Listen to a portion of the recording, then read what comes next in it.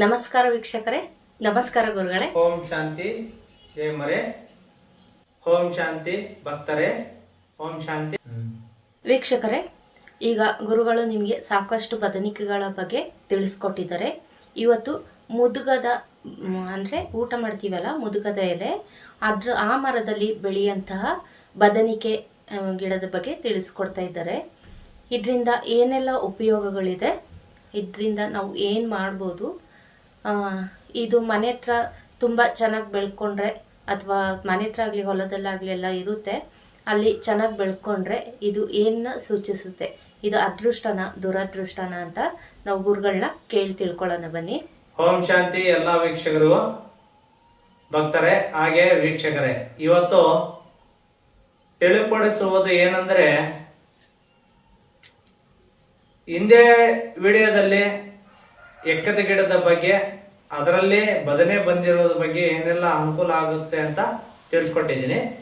ನಂತರ ಹುಣಸೆ ಮರ ಬದನೆ ಯಾವ ತರ ಎಲ್ಲ ಅನುಕೂಲ ಆಗುತ್ತೆ ಅಂತ ತಿಳಿಸ್ಕೊಟ್ಟಿದ್ದೀನಿ. ಇವತ್ತು ಮುತುಕದ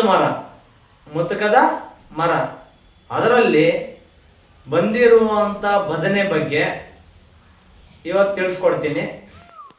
ನೋಡಿ, ಇದು ಇವತ್ತು ಹೇಳ್ತಾ ಇರೋದಂತಕ್ಕಂಥ ಈ ಮರ ಯಾವುದಪ್ಪ ಅಂದರೆ ಮುತ್ಕದ ಮರ. ನೋಡಿ, ಹಳೆ ಕಾಲದಲ್ಲಿ ಇದರಲ್ಲಿ ಎಲೆ ಎಲ್ಲ ಕಡ್ಡಿ ಒಳಗೆ ಅಣದ್ಬಿಟ್ಟು ಮತ್ತು ಎಲೆ ಥರ ಮಾಡ್ಕೊಬಿಟ್ಟು ಹಗಲೋಕೆ ರೌಂಡಾಗಿ ಮಾಡಿಕೊಂಡು ಅದರಲ್ಲಿ ಊಟ ಮಾಡ್ತಿದ್ರು. ಮದುವೆಗಳಿಗೆಲ್ಲ ಇದೇ ಎಲೆನೇ ಕೊಡ್ತಿದ್ದಿದ್ದು, ನೋಡ್ಕೊಳ್ಳಿ. ಮತ್ತು ಇದರಲ್ಲೇ ಗುರ್ಗಂಜಿ ಗಿಡ ಅಂತೈತೆ. ಗುರ್ಗಂಜಿ ಗಿಡ ಅಂದರೆ ನೋಡಿ, ಇದು ಗುರ್ಗಂಜಿ ಗಿಡ. ಮತ್ತು ಒಂದೇ ಒಂದು ಬೀಜ ಐತೆ, ತೋರಿಸ್ತೀನಿ. ಇಲ್ಲಿ ನೋಡಿ, ಒಂದೇ ಒಂದು ಬೀಜ ಬಿಟ್ಟೈತೆ, ಅದರಲ್ಲಿ ಒಂದೇ ಒಂದು ಬೀಜ ಐತೆ. ಇನ್ನೆಲ್ಲ ಉದುರೋಗಿದ್ದಾವೆ ನೋಡಿ. ಬೇಕಾದರೆ ಇಲ್ಲೈತೆ ಗಿಡ.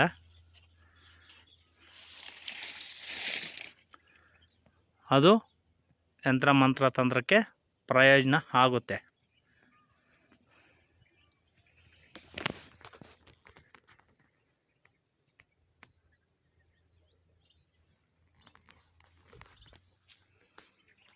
ಇಲ್ಲಿ ಒಂದು ಗಿಡ ಇದೆ ನೋಡಿ, ತೋರಿಸ್ತೀನಿ. ಇಲ್ಲಿ ಒಂದು ಗಿಡ ಐತೆ ನೋಡ್ರಿ.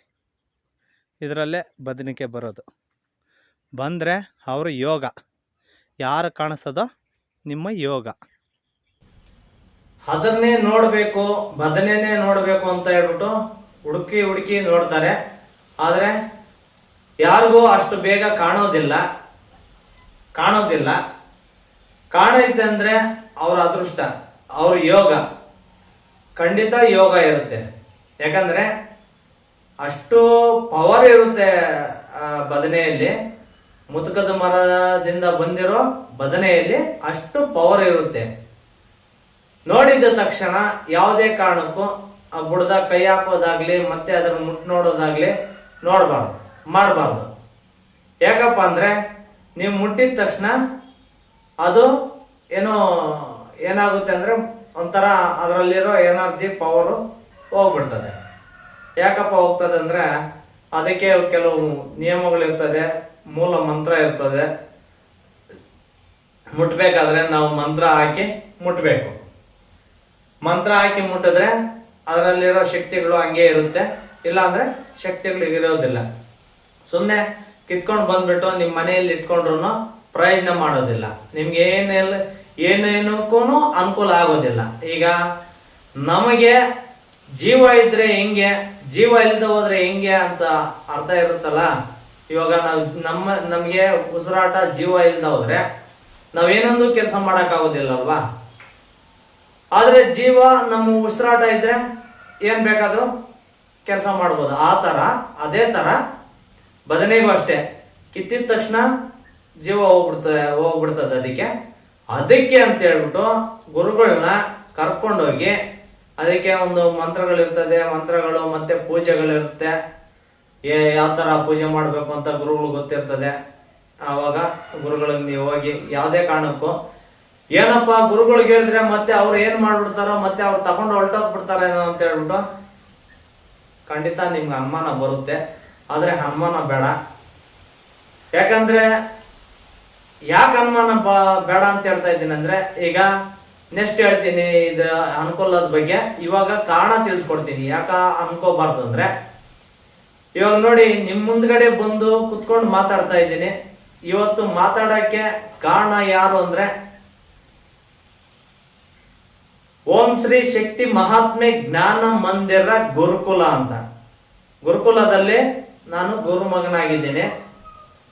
ನಮ್ಮ ಗುರುಗಳ ಹೆಸರು ಓಂ ಶ್ರೀ ಆದಿಶೇಷ ಶಕ್ತಿ ನಾಗರಾಜ ಸ್ವಾಮಿ ಗುರುಗಳು ಅಂತ. ಅವರ ಶಿಷ್ಯ ಅಂದ್ರೆ ನಾವು ಗುರುಕುಲದಲ್ಲಿ. ಈಗ ಮುಂಚಿತವಾಗಿ ನಾವು ಗುರುಗಳ ಹತ್ರ ಬರ್ದಿದ್ದು ಮುಂಚಿತವಾಗಿ ಖಂಡಿತ ಸುಳ್ಳು ಹೇಳ್ತಾ ಇಲ್ಲ, ನಿಜ ಹೇಳ್ತಾ ಇದ್ದೀನಿ. ನನಗೆ ಈ ಗುರುಕುಲದ ಬರ್ದಿದ್ ಮುಂಚೆ ನನಗೆ ಕನಿಷ್ಠ ಕನ್ನಡ ಭಾಷೆ ಮಾತಾಡಕ್ಕೂ ಬರ್ತಿರ್ಲಿಲ್ಲ ನನಗೆ. ನಮ್ಮ ಮನೆಯಲ್ಲಿ ಬಂದ್ಬಿಟ್ಟು ಮಾತೃಭಾಷೆ ತೆಲುಗು. ನಾವು ಎಜುಕೇಶನ್ ಇಲ್ಲ ನಮ್ಮ ಮನೆಯಲ್ಲಿ. ಅವಾಗ ನಮ್ಮ ತಂದೆ ತಾಯಿಯವ್ರಿಗೆ ತಿನ್ನಕ್ಕೆ ನಡೀತಿರ್ಲಿಲ್ಲ. ನಮ್ಮ ತಂದೆ ತಾಯಿಗೆ 4 ಜನ ಮಕ್ಕಳು. ಅದಕ್ಕೋಸ್ಕರ ಅವಾಗ ತಿನ್ನಕ್ಕೆ ನಡೀತಿರ್ಲಿಲ್ಲ. ಅದಕ್ಕೆ ನನಗೆ ವಿದ್ಯಾಭ್ಯಾಸ ಇಲ್ಲ. ಇನ್ನು 3 ಜನ ಮಕ್ಕಳಿಗೂ ವಿದ್ಯಾಭ್ಯಾಸ ಮಾಡಿಸಿದ್ದಾರೆ, ನನಗಿಲ್ಲ. ಆದರೆ ಗುರುಗಳ ಹತ್ರ ಬಂದ್ಮೇಲೆ ಪ್ರತಿ ಒಂದು ತಿದ್ದಿ ಅಕ್ಷರಗಳು ತಿದ್ದಿ, ಮತ್ತೆ ಕನ್ನಡ ಇಂಗ್ಲಿಷ್ ಯಾವ ತರ ಸ್ಪೆಲ್ಲಿಂಗ್ ಬರ್ತದೆ ಅಂತ, ಇಂಗ್ಲಿಷ್ ಒಂದು 25% ಇಂಗ್ಲಿಷ್ ಅಕ್ಷರ ಬರುತ್ತೆ. ಇಂಗ್ಲಿಷ್ ಅಲ್ಲೂ ಸೈನ್ ಎಲ್ಲ ಮಾಡ್ತೀನಿ. ಬೇಕಾದ್ರೆ ನೀವು ಇಂಗ್ಲಿಷ್ ಅಲ್ಲಿ ಕಲ್ಸ್ಕೊಟ್ರು ಒಂದು 50% ಓದ್ಕೊಂತೀನಿ. ಹಂಗೆ ಇನ್ನು ಸ್ವಲ್ಪ ಟೆಕ್ನಿಕಲ್ ನೋಡ್ಕೊಂಡ್ರೆ ಪೂರ್ತಿ ನಿಮ್ಮ ಹೆಸರುಗಳೇ ತಿಳ್ಕೊಂತೀನಿ. ಆದ್ರೆ ಓದೋದು ಫುಲ್ ಆಗಿ ಬರೆಯೋದು ಬರೋದಿಲ್ಲ ಇಂಗ್ಲಿಷು. ಕನ್ನಡ ಆದ್ರೆ ಓದ್ತೀನಿ. ಈ ಕನ್ನಡ ಆದ್ರೆ ಓದ್ತೀನಿ, ಓದೋದು ಬರೆಯೋದು ಎಲ್ಲ ಬರುತ್ತೆ. ಕುಂಡಲಿ ಚಕ್ರದ ಬಗ್ಗೆ ಗುರುಮಕ್ಕಳಿಗೆ ತಿಳಿಸೋದಿಕ್ಕೆ ಶಿಸ್ತಿನ ಮಾಸ್ಟರ್ ಆಗಿ ಮಾಡಿದ್ದಾರೆ ಗುರುಗಳು ನಮ್ಮನ್ನಿಲ್ಲಿ. ಗುರುಕುಲಕ್ಕೆ ಶಿಸ್ತಿನ ಮಾಸ್ಟ್ರು. ಮತ್ತೆ ಗೌರಿಬಿದನೂರು ತಾಲೂಕಿಗೆ, ಚಿಕ್ಕಬಳ್ಳಾಪುರ ಜಿಲ್ಲೆಯಿಂದ ಗೌರಿಬಿದನೂರು ತಾಲೂಕಿಗೆ ಗುರುಕುಲದಲ್ಲಿ ಅಧ್ಯಕ್ಷರಾಗಿದ್ದೇನೆ. ಇಲ್ಲಿ ಗುರುಕುಲ ಏನು ಅಂದ್ರೆ ಗೋಶಾಲೆ ಮಾಡಿದ್ದಾರೆ ಗುರುಗಳು. ಚಿಕ್ಕಬಳ್ಳಾಪುರ ಜಿಲ್ಲೆಯಲ್ಲಿ ಗೌರಿಬಿದನೂರು ತಾಲೂಕಲ್ಲಿ ಗೋಶಾಲೆ ಮಾಡಿದ್ದಾರೆ. ನಾವೇ ಒಂದು 2 ಎಕರೆ ಬಿಟ್ಕೊಟ್ಟಿದೀವಿ. ನಮ್ಮ ಅಪ್ಪಾಜಿ ಅಮ್ಮಾಜಿ ಅವರು ಹೇಳಿ ಗುರುಕುಲಕ್ಕೆ ನಮ್ದು ಜಮೀನ್ ಇರ್ಲಿ, ಗುರುಕುಲ ಚೆನ್ನಾಗಾಗ್ಲಿ, ಏನೋ ಗೋಶಾಲೆ ಮಾಡ್ತಾ ಇದಾರೆ ಅಂತ ಹೇಳ್ಬಿಟ್ಟು, ಅಭಿವೃದ್ಧಿ ಆಗ್ಲಿ ಅಂತ ಹೇಳ್ಬಿಟ್ಟು ಒಂದ್ 2 ಎಕರೆ ಬಿಟ್ಕೊಟ್ಟಿದ್ದಾರೆ. ನಾವು ಗುರುಕುಲದಲ್ಲೇ ಇದ್ಕೊಂಡು ನಾವೇ ಗೋಶಾಲೆಗೆ ಪ್ರಾರಂಭ ಮಾಡ್ತಾ ಇದ್ದೀವಿ.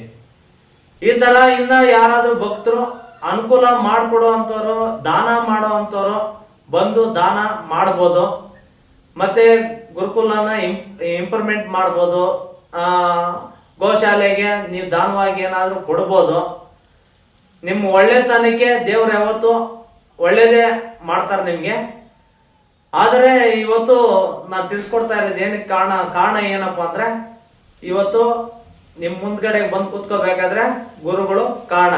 ಯಾರು ಅಂದ್ರೆ ಓಂ ಶ್ರೀ ಆದಿಶೇಷ ಶಕ್ತಿ ನಾಗರಾಜ ಸ್ವಾಮಿ ಅಂತ ಅವರೇ ಇವತ್ತು ಕಾರಣ. ನಮ್ಮನ್ನ ಈ ರೀತಿ ಬೆಳೆಸಿ ನಿಮ್ ಮುಂದಿಗೆ ತಂದು ಬಿಡ್ತಾ ಇದಾರೆ. ಅಂದ್ರೆ ಏನೆಲ್ಲ ಕಳ್ಸಿದಾರೆ, ಈಗ ಮಂತ್ರ ದೀಕ್ಷೆ ಕಳ್ಸಿದ್ದಾರೆ, ಮತ್ತೆ ಗಿಡಗಳು ಏನಿದಾವೋ ಸಂಶೋಧನೆ ಮಾಡಿಸಿದ್ದಾರೆ. ಇನ್ನ ಕರ್ಕೊಂಡೋಗಿ ಪೂಜೆ ಪುನಸ್ಕಾರಗಳೆಲ್ಲ ಯಾವ ತರ ಮಾಡ್ಬೇಕು, ಹೋಮ ಯಾವ ತರ ಮಾಡ್ಬೇಕು, ಮತ್ತೆ ಯಂತ್ರ ತಂತ್ರ ತಾಯಿತೆಗಳು ಯಾವ ತರ ಮಾಡ್ಬೇಕು, ಮತ್ತೆ ಮೂಲ ಮಂತ್ರಗಳು ಯಾವ ತರ ಹಾಕ್ಬೇಕು ಅಂತ ಹೇಳ್ಬಿಟ್ಟು ತಿಳಿಸ್ಕೊಟ್ಟಿದ್ದಾರೆ.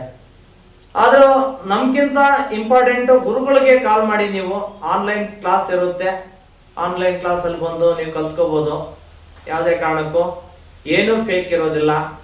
ಮತ್ತೆ ಏನಪ್ಪಾ ದುಡ್ಡು ಇಷ್ಟಿಸ್ಕೊಂಡಿದ್ದಾರೆ ಮತ್ತೆ ಕ್ಲಾಸ್ ಸರಿಯಾಗಿ ಕೊಡ್ತಾ ಇದ್ದಾರೆ ಇಲ್ಲ ಅನ್ನೋ ಭಾವನೆಗಳು ಇರೋದಿಲ್ಲ. ಖಂಡಿತ ಒಳ್ಳೆ ಗುರುಕುಲ. ನಾವು ಸುಮ್ಮನೆ ವಿಡಿಯೋದಲ್ಲಿ ಪ್ರತಿಯೊಬ್ರು ಅವ್ರವ್ರ ಗುರುಗಳ ಬಗ್ಗೆ ಅವರು ಚೆನ್ನಾಗೇ ಹೇಳ್ಕೊಂತಾರೆ.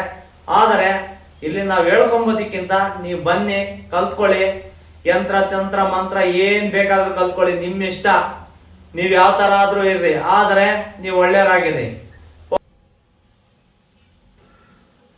ನೋಡಿದ್ರಲ್ಲ ವೀಕ್ಷಕರೇ, ಮುದುಗದ ಬದನಿಕೆ ಬಗ್ಗೆ ಗುರುಗಳು ನಿಮಗೆ ಫುಲ್ ಡೀಟೇಲ್ ಆಗಿ ತಿಳಿಸ್ಕೊಟ್ಟಿದ್ದಾರೆ. ಈ ವಿಡಿಯೋ ನಿಮಗೆ ಇಷ್ಟ ಆದಲ್ಲಿ ಲೈಕ್ ಮಾಡಿ, ಶೇರ್ ಮಾಡಿ. ಹಾಗೆ ಸನಾತನಿ ಜ್ಞಾನ ಭಂಡಾರ ಅಂತ ಒಂದು ಚಾನಲ್ ಇದೆ, ಅದನ್ನ ಕೂಡ ನೋಡಿ ನಿಮ್ಗೆ ಇಷ್ಟ ಆದರೆ ಲೈಕ್ ಮಾಡಿ. ಅದ್ರ ಜೊತೆಗೆ ಸಬ್ಸ್ಕ್ರೈಬ್ ಕೂಡ ಮಾಡ್ಕೊಳ್ಳಿ. ಮುಂದಿನ ವಿಡಿಯೋದಲ್ಲಿ ಸಿಗೋವರೆಗೂ ವಂದನೆಗಳು. ಓಂ ಶಾಂತಿ ಭಕ್ತರೇ.